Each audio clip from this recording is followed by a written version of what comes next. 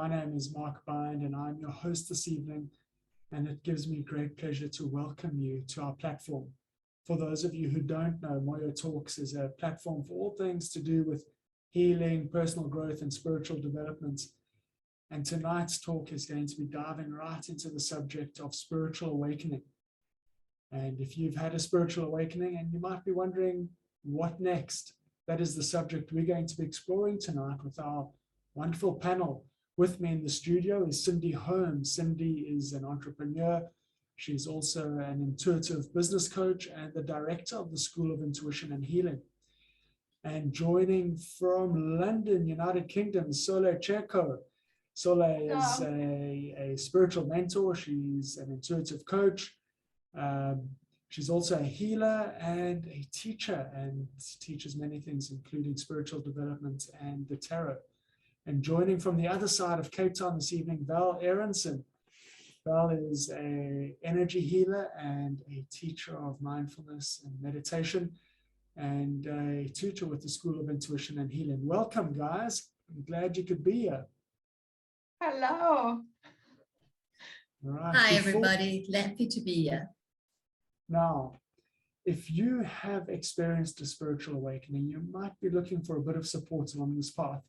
A spiritual awakening can be a wonderful period of expansion, period of knowledge growing into wisdom, but it can also be quite challenging.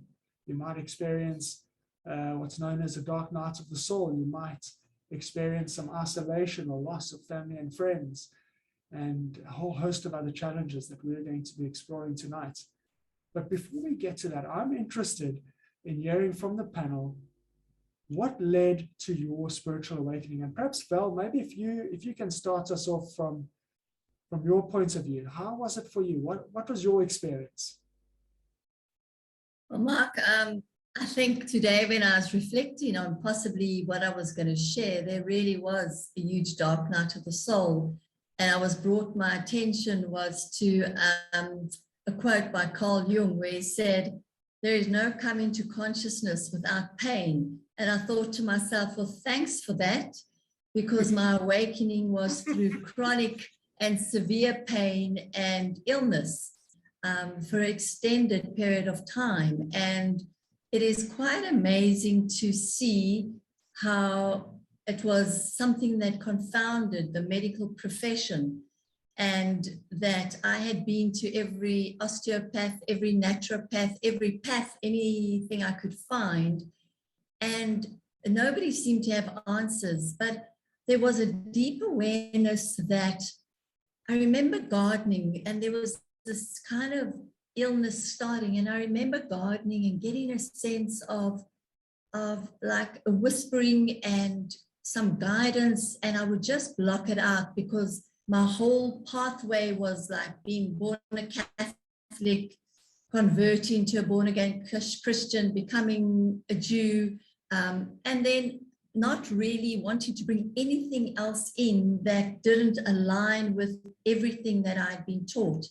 And developing this condition which was through severe sexual abuse as a little girl, which was so blocked in my body, and I didn't even know. And we're going back at least 15 years, and this period of journey to find wholeness was through one-on-one therapy, EMDR, and then had the visions of what happened, and was able to then really start my journey. But it was many months. I always refer back to, it was about a year where I would be hospitalized every month, and I would actually be on pethidine. So for every month of my menstrual cycle kicking in, I would go onto pethidine for the pain. So that path was so, we were talking about imprisonment earlier, about actual imprisonment, but this was, my body was imprisoned, and it was this process and this journey to healing. I mean, you always arrive with this right person who was able to guide me and introduce me to mindfulness meditation. But most importantly, you know, I always talk about a few tools that I learned, and one of them was the power of your breath, because when you're breathing, you start to connect and come into the present moment. And the other one was in the breath, you connect to your body. So there was a form of body scanning. So although that was so difficult, I'm reminded of Pema Chodron talks about the touch and go approach. So in the body scan, I would just touch and feel into my body and then move away because it was too difficult. So it was a period of many years of therapy and finding my path. And then I knew there was more. I knew and I knew that I knew, but I didn't know where. It was like it was this massive puzzle and it didn't have a framework, and as if the pieces were floating everywhere. And I remember clicking on a link to the School of Intuition and Healing. And I already had started to heal physically, but I knew there was more for me. And the whispers were stronger and stronger, but I didn't understand them. I really didn't understand. And I got to the school and I started to click that this was the border for my puzzle. And through this learning, I could start putting the pieces together. And that doesn't mean it was without challenge, because there was huge challenge during my learning and still is. You know, it never stops. There's still challenge. But I think the inner wisdom really connected, and I connected to a way of being in the world, which is very different to how I ever was before. So it is a miracle and a powerful witness to love and support from people that understood that there was more than just what the medical would say. And it wasn't without medical support, but there was a whole integrative approach to me finding a place of peace and healing and a process that changed my life forever. So I'm very grateful to be here and share that with you. Yeah, thanks, Val. That's quite a profound journey and quite a deep experience that you had there. I'm interested, Sola, if you can maybe share your experience of your spiritual awakening, which was quite different. Very different, but I would say equally messy and difficult. And I very much agree with the pieces of the puzzles, which is when you reach the point where you can see the pieces of the puzzle, that's, I think, one of the most frustrating moments, because you're about to grasp something, but you don't quite know yet. So for me, my story was very different, because I was born quite open intuitively and energetically. So I had a sense for energy. I was very passionate about tarot cards since when I was a teenager, my early teens. But then you know how it is, life happens and you go to school, you go to university. And for me, I've always been a very driven, result-oriented person. I'm originally from Italy. I moved to London and I built this amazing career for myself. I got, you know, if you can picture in your mind all the things in your, you know, wish list, like having a good job, having your own apartment, all those things, you know, I had this list and I was going through and ticking off everything. And from an outside perspective, everything looked amazing because I was young, I had a good job, I was probably out partying every evening or most evenings. I had a very vibrant life and I was profoundly unhappy. And I think the universe has a way of really pushing us in the right direction.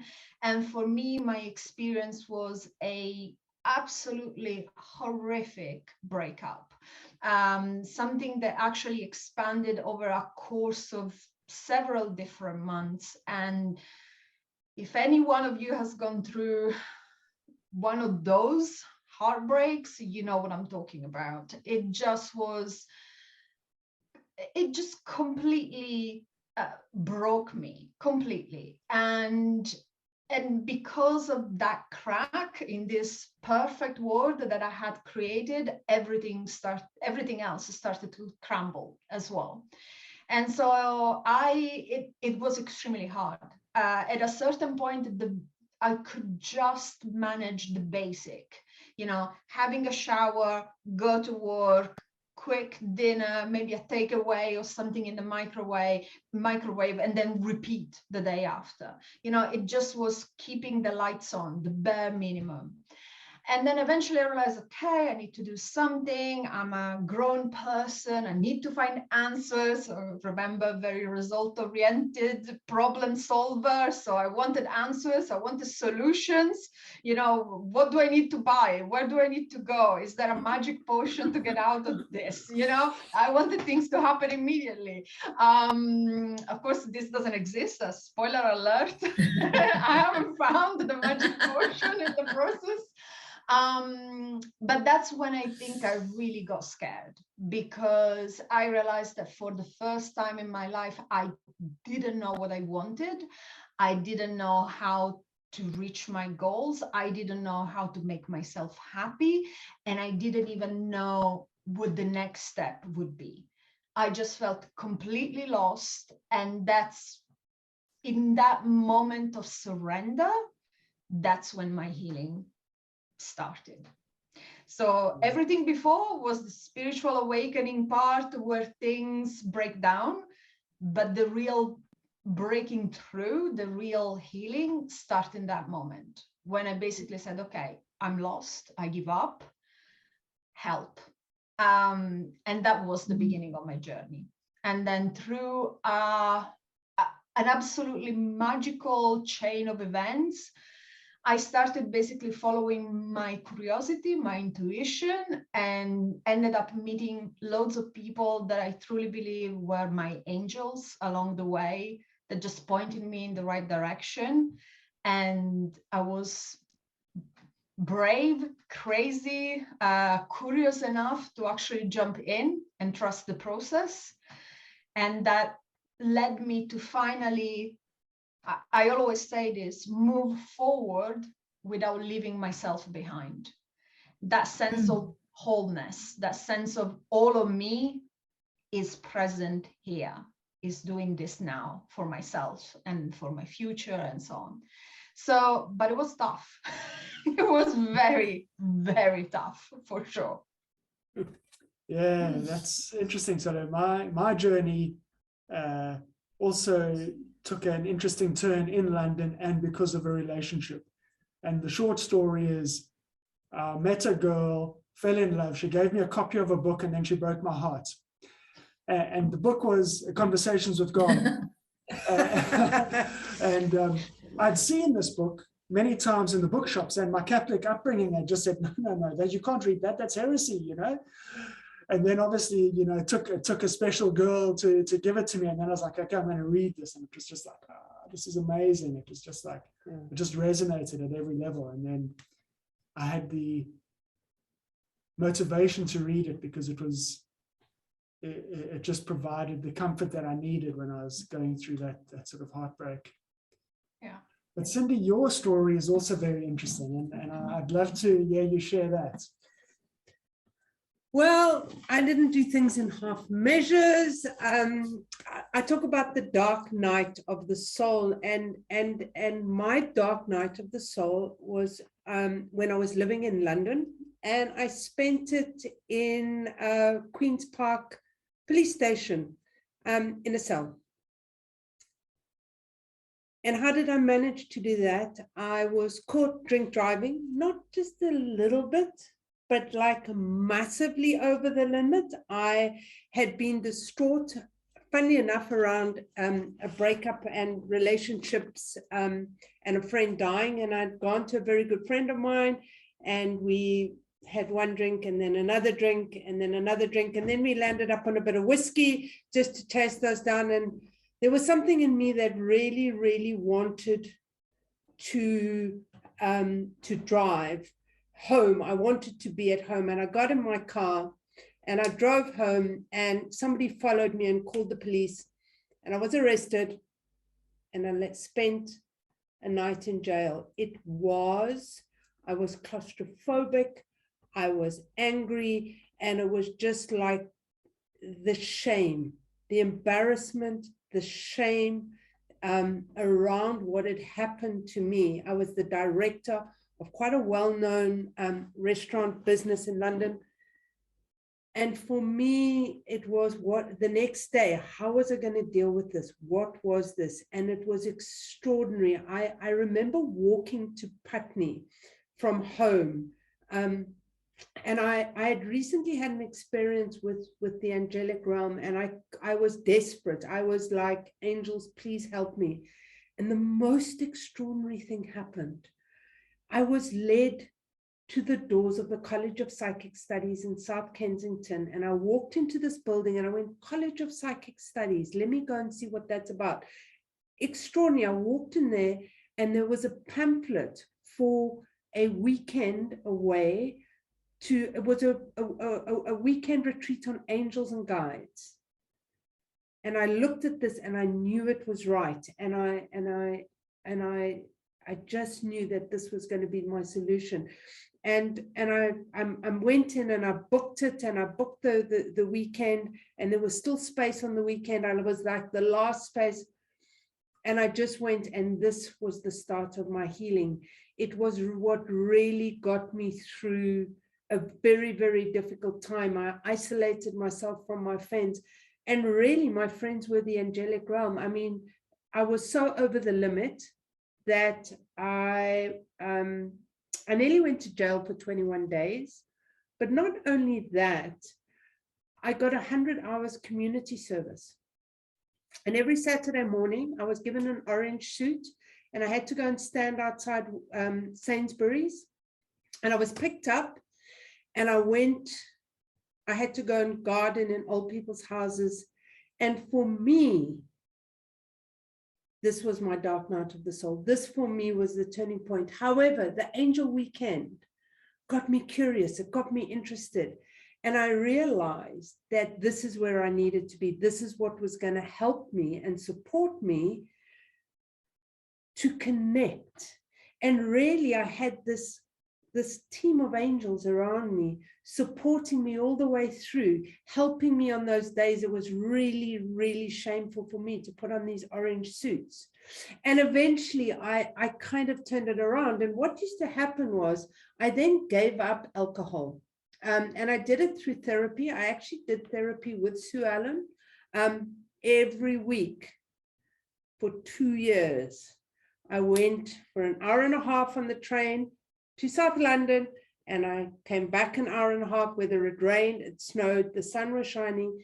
But alongside that, I went to the College of Psychic Studies. And the reason I went was not because I was curious, but rather than going to AA or getting support in other realms, I was curious. So I did the psychic development. The psychic development led to me doing the healing course. And that became kind of, it kept me out the pub, really, honestly, it kept me out the pub. I also used to spend the weekend at spiritualist churches watching mediums. And then all of a sudden, kind of a year down the line, I was, oh my goodness, I can do this. I'm actually psychic. And oh my goodness, I can actually do healing. And so, goodness gracious, there I was. And if you had told me at that time, I would be sitting here as the director running an international school of intuition and healing with Mark with the studio in my garage, what? I would have told you were crazy. And kind of, that's my story. That's where I connected with this realm. This is where I understood energy. This is how I was able to bring energy into my heart and find a place of balance, place of peace, place of surrender, and how I learned to sit with things, sit with it. And even today, if somebody says sit with it, I get like this, but we need to sit with it in order to find that place of balance and surrender. Yeah, wow, Cindy. Interesting. You know, it's interesting what you say about finding like a community. You found the College of Psychic Studies, and you started attending these workshops and courses and going to the spiritualist churches. I found it so important on my journey to just find a community of like-minded people. So, you know, I was living in London. From Conversations with God, I started studying A Course in Miracles, and they used to have regular meetups in London, and there were study groups. I found a study group near where I lived, and once a week we'd go and we'd sit around and there were people I could chat to. But, you know, at a later stage, you know, I was challenged to try and find like some kind of something to believe in. And I went and visited all these different types of churches. And London's the best place to do it because they've got everything. Absolutely. I went to the spiritualist church. I went to the interfaith church. I went to Unitarians and all sorts of things. There were some services where we all went held to the hands. Quakers. That was amazing. Yeah, no. You know, there's one service where, I mean, there must have been like 200 people, but everybody's like holding hands in a circle. And I was very, very uncomfortable with this. I mean, you know, the Catholic Church, you kneel, you stand up, and now there are people clapping and holding hands, and I was like, whoa. Did you guys, Val or Soledad, did you guys find a community somewhere, people that you could talk to, or what was that like for you guys? Hi, Mark. I think through my therapy and the mindfulness meditation practice, I started to develop a connection there with like-minded people. So it was through the meditation practice and attending different retreats, one-day retreats, 5-day retreats, silent retreats. So really a time of connecting with like-minded, with introspection. And yeah, it was just incredible and also a powerful time of learning. But there was also a time where it was a lot of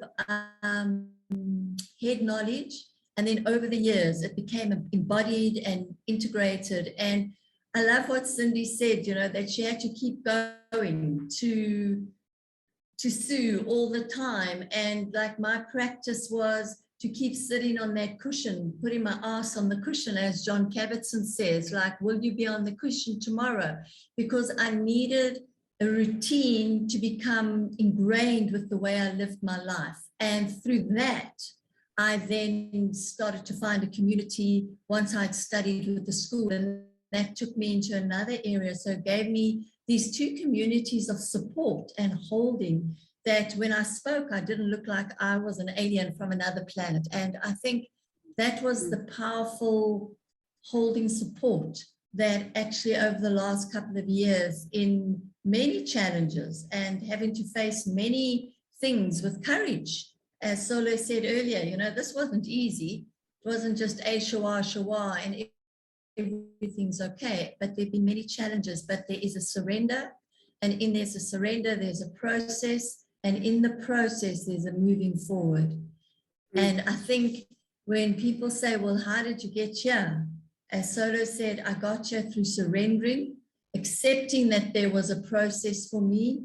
And then through that process, I was able to move forward. And yeah, I feel centered and held and peaceful in my being daily, and not being out of my body like I always used to be through illness, but really grounded in my body and feel the connection. And the most beautiful gift, I love the gift of breathing. When you connect to that breath, you're in the present moment and you know you're alive. And in that aliveness, there can be expression, even in a struggle. So yes, I'm very happy to be part of a community that holds and supports. I didn't agree with everything I was taught and questioned and was curious. And I think that's also important, to be curious and find understanding. And that's what I found for myself in my own way. And yeah, walk my own steps, not in somebody else's steps. They were mine, my journey, which brought me where I am. So that's what I'm grateful for, very grateful. Yeah, thanks, Val. Yeah. Solly, do you have something to add? I think I went through 3 different phases.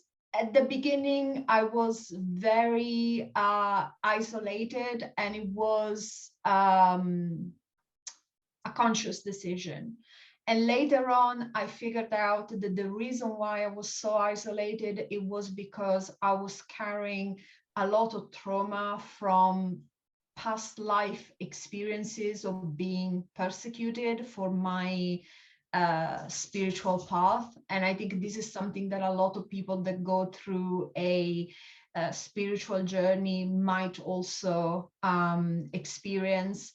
energetic trauma that either is passed down in the family line from the ancestors, or being persecuted for being yourself, being out of the spiritual closet, or being part of a religious group that gets persecuted, etc., or even for us as our past lives. So at the beginning for me, I remember back then, I mean, put everything into context. I had a cleaner, that came to clean for me every week. Just everything was very fancy. And I remember back then thinking, oh, I can't possibly live out my cards or my crystals or anything like that, because this person is going to see it and she's going to come at me with a pitchfork or something. So I was really paranoid about it at the beginning, and it wasn't really justified by the environment around me, but it was a very deep trauma that I was carrying.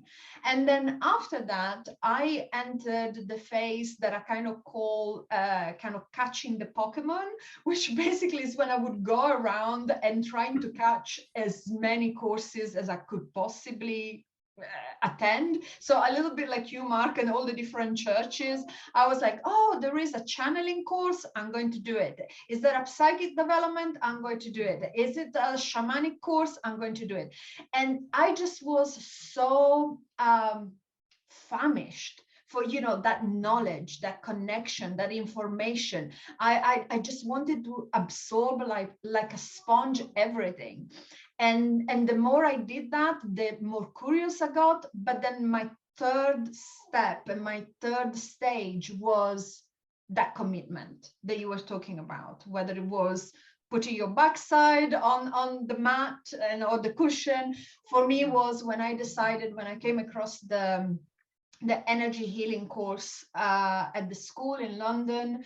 And I decided, and by the way, I came across this in a very peculiar way, just 1 week before the first lesson. So there was one spot left that, the universe had been saving for me. And I came across the school and the course just 1 week before the beginning, the first lesson. And I remember just paying for the entire thing in one go, thinking, if you don't do this, you're not going to commit to the entire 2 years. So that was my commitment, to say, I'm just going to pay for all of it and commit at least the next 2 years of my life to this journey. So that was my commitment bit, because then I knew that I would have the homework, the class, and that's when then I started finding more of my tribe, that connection, that sense of like-minded people. And people's stories are different, but they're also the same. So that was really something that made me feel connected and less lonely. But it took some time for me to get that, for sure. Thanks, Ole. I like what you say about that sort of isolation and being persecuted. I think a lot of people have this experience. For me, I felt I couldn't share what I was going through and what I was learning and what I was so passionate about with anybody. At one stage, I had this girlfriend, and she was quite staunchly Christian. And so she would go to church every Sunday, and I was starting to meditate every morning. And when we were living together, I would wait until she left for work before I'd meditate, because I couldn't tell her that I was meditating, because I knew that would lead to conflict. So I was keeping myself in the spiritual closet. Nobody knew of the spiritual practices that I was doing. And obviously that relationship came to an end. But did you guys have that experience with romantic partners, family members, friends? Yeah. So Mark, my mother and father believed when you die, you die. So there wasn't even a religious, they sent me to Sunday school and they tried to get me to get confirmed, and then so my religious, and then I kind of spent a bit of time in a evangelical church for a period of time. And what was quite interesting is they used to talk in tongues, and I could talk in tongues, which was quite interesting because I already had that connection to spirit. So, and it was like, and then it was, then it felt a bit off, and I couldn't, it just didn't resonate with me. But I had a mother that used to talk about hocus pocus. I had a grandmother who I loved and adored and was really, really close to. And I mean, she had Buddhas and all different things, and she had traveled the world. I mean, my grandmother was in the circus, and so she had traveled the world and Europe and Asia and Russia, and she'd been, so she was so worldly, and she had this really strong sense of spirituality and understanding. And my mother was absolutely, to her dying day, my mother was she didn't. I mean, she was dying of cancer, and at the time, especially, I was working as a platform medium, so I could see loved ones drawing close when people were about to pass over. And about 4 days before my mum died, she had cancer and was taking a lot of morphine, and her brother and her mum arrived to take her home. And I said to her, Mum, and she had been semi-conscious. I said, Mum, Uncle George is here and Ma is here, because that's what I called her mother, to take you home. Do you know what? Having not done anything, she sat up in the bed and she said, Cindy, don't talk such nonsense after being and I was just like, and then interestingly enough, when she couldn't cross over, she asked me to help her. When she was really in a lot of pain and it had just got too much, it was like, could I help her to cross over? So I had a mother who was absolutely, and that made me quite nervous, made me quite scared of it. But innately, we know within us that there's something, we yearn for something greater inside of us, that yearning, and we know it's there. And we know there's something outside of us that can support these feelings and make sense of where do we come from and where are we going. And for me, when I connected with spirituality and the angels and conversations with God, and all of a sudden, and I remember doing the healing course, and you talk about past lives, it was almost like I knew the information as I was learning it. And I was going, yeah, that's right. Yeah, that's it. Because you are remembering. You're remembering those lives of, and even anyone who is on this call has that curiosity, has that innate kind of feeling within them that's saying, oh, I know this, and I kind of feel that. So I understand that, and there's almost like when you're in a call or a Zoom, like, there's a bit of excitement. When I used to go to the spiritualist church, I used to get there was and walking into the College of Psychic Studies that's full of old spirits that used to give me a real sense of excitement, like and curiosity. Yeah. Thanks, Cindy. And I'm sure a lot of people resonate with that excitement. Starting the journey is such an exciting phase, but it can lead to a few challenges. One of which is when you feel out of alignment with your career. Now, I'm sitting, okay, Cindy, you still have your restaurant business. So, you walk in both worlds, but the rest of us work full-time as healers or intuitive coaches, etc. What was that like for you, Sola, and for you, Val? When you sort of like, you feel out of alignment with your previous career? I mean, I felt, Superman, he dresses up as Clark Kent.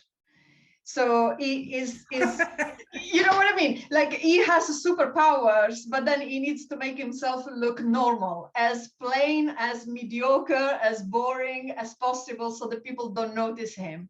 And I had a little bit of a superwoman syndrome, where I was spending my evenings, my weekends, all my spare time, just really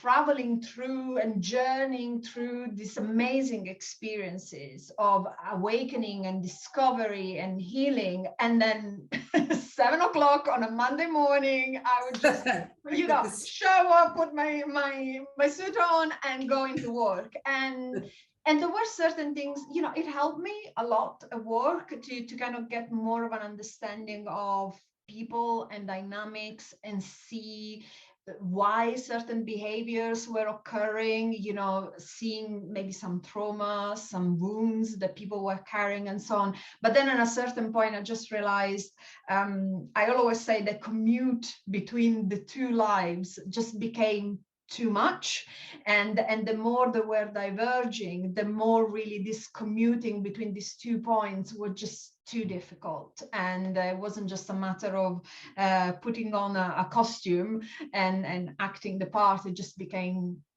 just too much for me. And I was working with great people, and I had a great job, and I was fortunate in so many ways. It just wasn't my path. So it was somebody else's path, and it was part of my journey up until that point. But then everything changed. As you change, the world around you changes, your friendships, your relationships, everything changes. So yeah, I had to, also this getting changed into the phone booth became a little bit too difficult. So I had to get out of that after a few years. I just realized, no, I can't do this anymore. Yeah. And Val, how about you? I love what Soleil says about putting on the suit. I mean, yeah, for many years, my life was what I would call suited and booted with the bag, and off I would go to do what I needed to do. And I think there was a process where this work was my plan B, and my way of being in the world was always a plan B.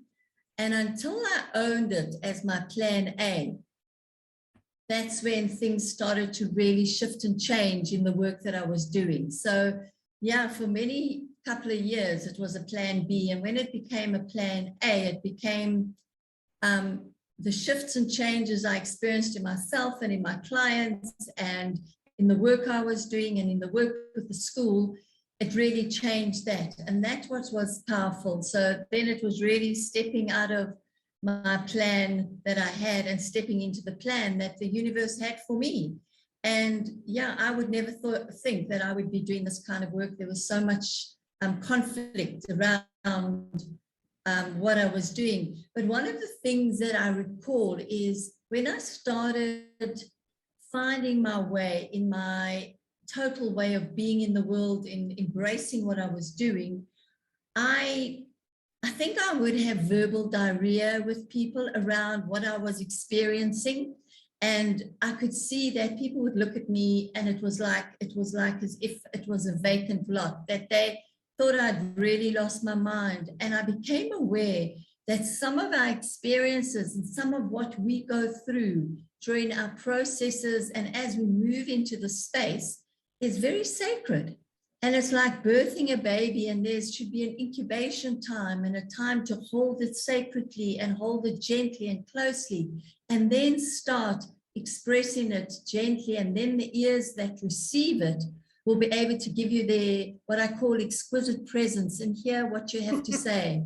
And yeah, I think I had to learn to just switch off that eagerness to tell them, did you know what I learned? Did you know what? And that was also filtering into my plan A at the time, and people were not really interested in what I was experiencing. So it was a time of, it wasn't isolation, but it was incubation is what I was experiencing, so that I could really grow and step into my plan B to become my plan A, which has been, yeah, it's been a couple of years now, and I'm not sorry at all. I really am not. And it's not without challenge again. People also think, oh, Shawa, it's so amazing. Well, sometimes there's a challenge and you get knocked and you say, not this again. Why do I have to learn this again? But it's a further learning. It's another way of learning. There's another little layer to peel away so that you learn. And then that experience becomes embodied. And then you share that from a heartful space. And the right ears receive it. In mindfulness, they talk about you don't try and convert people to a practice or to mindfulness. You kind of like walk through a field and you just touch the grass. And I think in our spiritual teaching and our sharing, it's like walking through a field of people and just touching the grass and allowing people just to get a sense. And that then develops their curiosity and their desire to confirm what they know deep within is really what they need to find their path for and find their journey onto a path after they've realized there's a spiritual awakening and something has gone inside their bodies and their minds. So, yeah. Yeah, I like that, Val. Just walking through a field of grass and gently touching the grass. Love that. I took a different approach when I started. I was living in a house with 4 or 5 other South African blokes in London. We were getting pissed 4 or 5 nights a week. And every opportunity I got, I was trying to ram the stuff down people's throats. Come on, guys, just wake up. I remember giving a copy of Conversations with God to one of my mates who I thought would enjoy it. And he gave it back to me like a week later, and he says, "This is nonsense. Why'd you give this to me?" And I was like, "Come on." So the next question, okay, before we go to the next question, just for the audience, if you guys have any questions for the panel, please post your questions into the Q&A tab at the bottom of your screen. We'll go to your questions in a minute. So post your questions there for the panel. And my question for the panel, what are some of the challenges that people face when they start the spiritual journey? They've had a spiritual awakening, they're getting interested into spiritual stuff. What are some of the challenges and how could they overcome these? So I think for me, Mark, is one of the things around it is a journey. You don't just go from chaos, unmanageability, whatever, the blocks start forming, the pennies start dropping. And I think for me, it was almost like I kept having to go back and, and then coming around again. So it was almost like I would get to a certain point and then something would happen and I would go down. And Alice Bailey actually talks about that journey of we keep going through. But you know what? The dark night of the soul got easier and easier to get through. So as we hit that rock bottom, we had the tools, we had the meditation, we had the breathing, and then we come up again. And I never forget, I used to get so frustrated because, and in fact, Sue Allen said this to me in therapy once, and I never forgot it. I used to say to her, I was expanded, I was in flow for a week, and then another crisis happened. And she said, each time you're learning, Cindy, so you never contract more than what you learned before. So each time, although you feel like you're contracting, you're actually expanding and contracting, but it gets less and less. And then through all those little, then it wasn't actually a dark night of the soul, it could have been the dark hour of the soul. And you get through it quicker, and you're using your meditation, you learn to surrender quickly, you learn to ask for help from the angels, help from other healers, and you know where to go and find that. And that's what makes it different. You can reach out and you have that. But oh my goodness, that I do the loop down, and then I was just getting right, and then I would get involved in another narcissistic, crazy relationship, worse than the last one. But I knew how to get out of it. I could identify that quicker. And that is really, for me, how I did it. Okay, so let's what are we going to do now? We've got some questions coming in there. And then at the end of the questions, we've got a giveaway. Let's take a few questions. Then I'm going to ask some advice from you guys on advice that you would give. And then we'll go back to the questions. Okay, because I see we've got quite a few questions coming in here now. So a question from Elaine. Cindy, how did you help your mum pass over? Okay. So, yeah, how did I help my mom pass over? So what I actually needed to do is I had to physically help her pass over. She was in such a state of, what is the word? The confusion of the morphine and the pain that she was in. And what I actually did was I overdosed her. I went and got tranquilizers from a local nursing home, and I really needed to physically get her, because her spirit did not want to leave the body, because it didn't believe that it could. And so her belief system was so strong, she was so confused from the drugs that she was on, that the only way to get her to cross over was to help her physically. And then actually after that, we needed to get someone, because she then got stuck between heaven and earth, really. She got stuck in the middle, and we needed then somebody to help her to go to the light. So it was quite a process with my mom. Okay, thanks, Cindy. So a question from Anonymous. What happens if you experience a spiritual awakening and your third eye opens but closes again soon after? Is it because you are not ready or overwhelmed? And how do you reopen it? So maybe Val or Sole can take that one.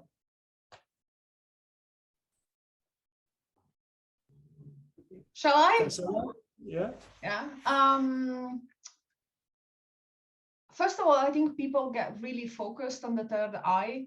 I think someone has done PR and marketing really well for the third eye, and we forget about all the other chakras and all the other important bits of our energy. So I would say to this person, don't get discouraged. If this happens to you, your third eye is part of a system. And in order to get that nice flow of awareness and connection, it's a matter of working with the entire system. I think I wasn't actually going to answer. I was going to say Val is probably the best person to answer this question, because like this is part of what she teaches. But it's about the system, isn't it? Yeah, thanks, Sole. And Val, you do have the energy management course coming up. Why don't you tell us a little bit about that? Because I think the audience would find it useful to know more.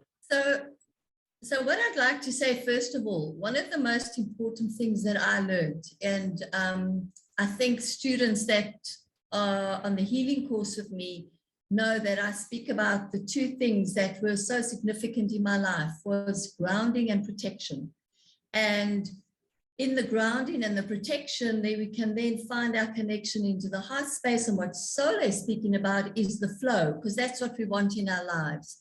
And what happens when we have this kind of awakening, I remember not in all this meditation, not knowing how to gently draw in my energy system, how not to protect my energy system and walk around like this glowing light bulb with everything open, but understanding that this energy system is part of me and I take care of it so that I can be healthy, so that I can flow and that I can function. And so this course just gives you the one-on-one about how the chakras function, opening and closing. And I love what Sole said, is that yes, at times we can focus on an individual chakra, but I'm always reminded everything is connected, nothing is separate.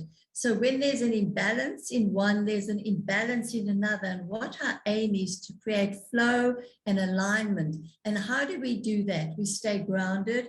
We check our connection to however you believe, to source, to God, to Hashem, whatever your belief system is, to a higher power, to the universe, and you center in your heart. And through that, you can feel the energy of earth and the energy of source or of God, and it flows into you and the other one ups to meet you, and you feel the support and you feel this flow. So if one opens too much and it feels uncomfortable, in your next meditation, just set the intention. Let's just draw it in a little bit. This is feeling uncomfortable. I think one of the biggest gifts we have is that we are in control. We have to ask for help. We have to ask for guidance, and we can set the intention or ask for things to come into flow and alignment. It's not just a forceful thing. So sometimes things open for a period, and sometimes they draw in a little bit, but they're never totally closed. It's a drawing in, and there might be a learning that needs to happen in that time. And in energy management, that's getting to really know yourself, your energy on all levels. Yeah, Val, that's so important. I remember, in the early stages of the journey, I just wanted to learn stuff and I wanted to meditate and have these experiences. But there was no energy management as we know it today, protecting the energy field, grounding to the earth, and just what we would call common sense. So, okay. Shona asks, what are people's tips for starting to lean into surrender? Maybe Sole can take this one. Ah, it's the easiest and the most difficult thing in the world. And I say it's the easiest because in a way it's quite simple. You just open your heart and you just trust that things are going to be held and mapped out for you, and that you will find the resources, the help, the strength, the resilience that you need along the way. So the actual surrender in itself, it's kind of simple to explain. It's almost like you're driving the car and you just take your hands off the wheel and you say, I trust that this is a new smart car that is going to safely deliver me to my destination, even though I haven't put in the destination. So I trust that it's going to drive me where it needs to. Now, in practical terms, this is very difficult, especially if we spend decades of our lives hanging on to that steering wheel and always being vigilant that we are going in the direction that we want, that we are avoiding obstacles, etc.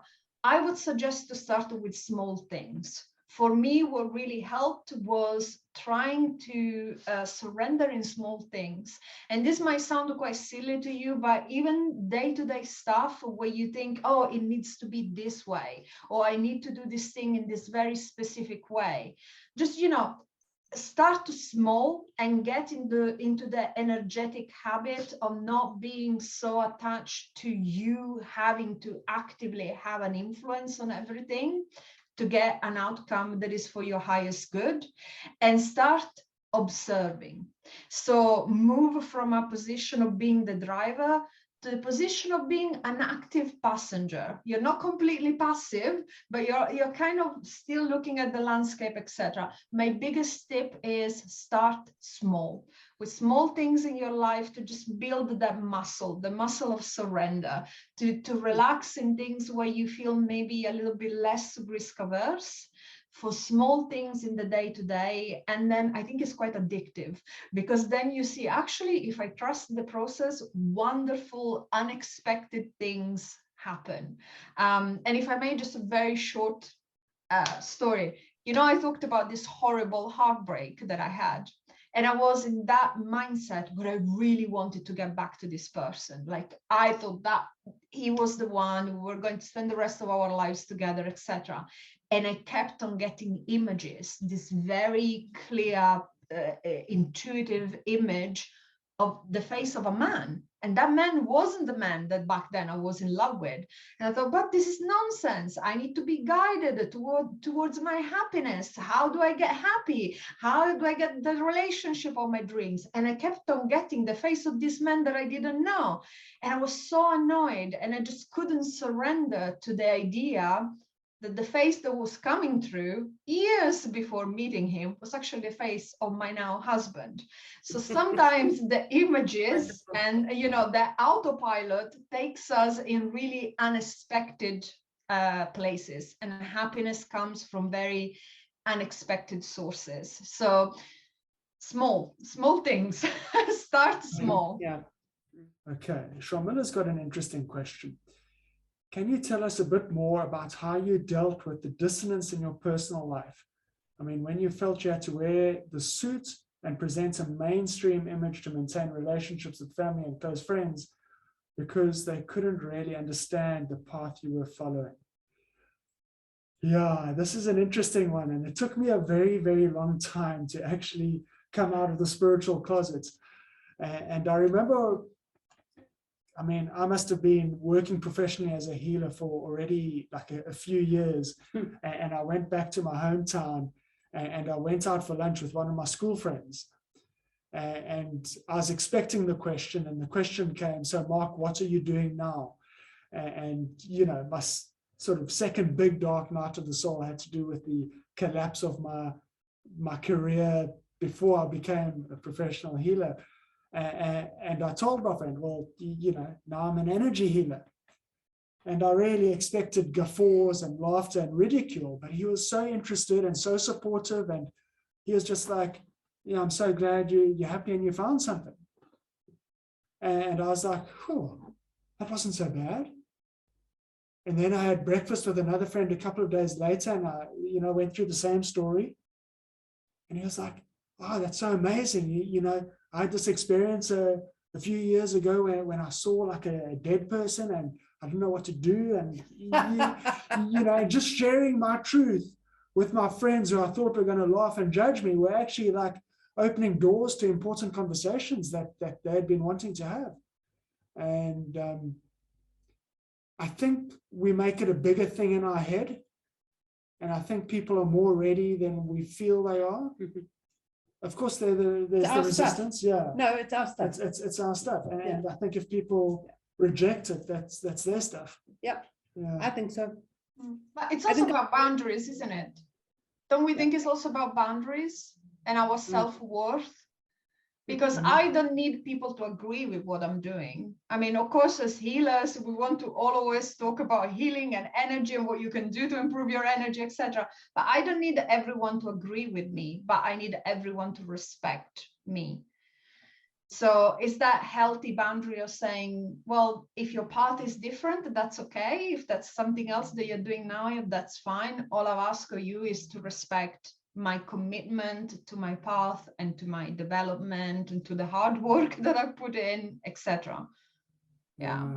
But you will find people that disagree with you, and that's okay as well. Absolutely. Yeah. So yeah, this next question sort of ties into what we were just talking about from Anonymous. What can you do about friends and family members that don't understand the spiritual path, as well as the fear of being deemed crazy?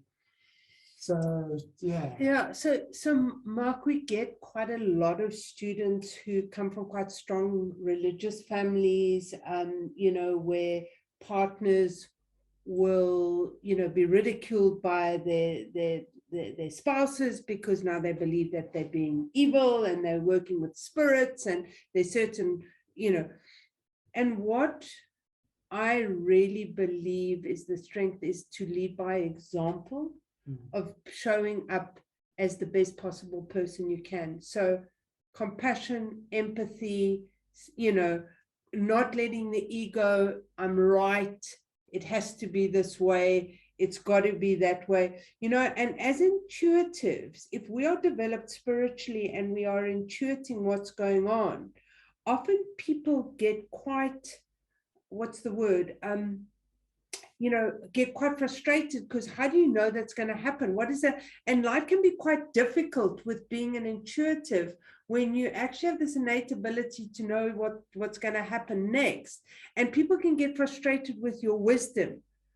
If you act as being right all the time, and I knew that, and I told you so, and where you drop into the solar plexus of judgment, and it's very difficult when you first start your journey. I know what you're thinking, I know what's going on, I know what's going to happen, and your ego starts to inflate. And I think all of us who have been on a spiritual journey and start our spiritual, we start being smart asses because we actually know what's going on. And we get clubbed by the universe. So I really invite people to show a difference. Healing and being spiritual is being the change. It's not yada, yada, yada, yada. It's showing the compassion. It's living in the heart. It's changing the action within you. And if people see that and they see that change, then they will change. Often their response is what you're reflecting in you. So they will mirror what the fear is within you as opposed to really fearing it. Yeah. Delana says, what are your thoughts about past life soul experiences and lessons learned that we bring into the present life? And lower down on the list, there's somebody who asked, Solo, how did you manage the fears from your past life experiences in this incarnation? So, for me, especially at the beginning of my journey, hypnosis and past life regression was a game changer. I found that very helpful.